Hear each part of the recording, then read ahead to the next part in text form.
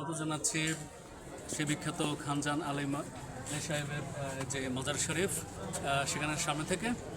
আমরা একটু আগে ভেতরে প্রবেশ করেছি এবং আমাদের যে ঐতিহাসিক ব্যক্তিত্ব, যিনি প্রশাসক এবং একই সঙ্গে ধর্ম প্রচারক খানজান আলী, সে বিখ্যাত খানজান আলী, তার সমাধি আমরা ভেতরে দেখতে পেয়েছি গিলাফের ঢাকা।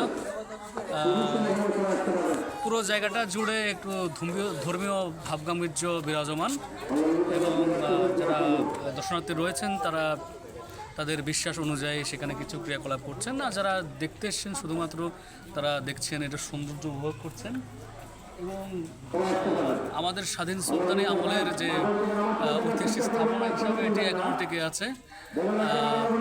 জায়গাটি এলে খুবই ভালো লাগার অনুভূতি তৈরি হয় এবং আমরা সেটার সাক্ষী রয়েছে। আমরা আশা করছি আমরা যারা আমাকে শুনছেন তারা অবশ্যই এখানে একবার ঘুরে যাবেন। বিভিন্ন ধরনের মানুষ এখানে আসেন, সেটাতে কোনো সমস্যা নেই, যতটুকু আমি বুঝতে পেরেছি। তবে এটার পবিত্রতা রক্ষা করার দায়িত্ব সবার। সবাইকে আবারও খানজান আলী সাহেবের মাজারের সামনে থেকে অসংখ্য ধন্যবাদ।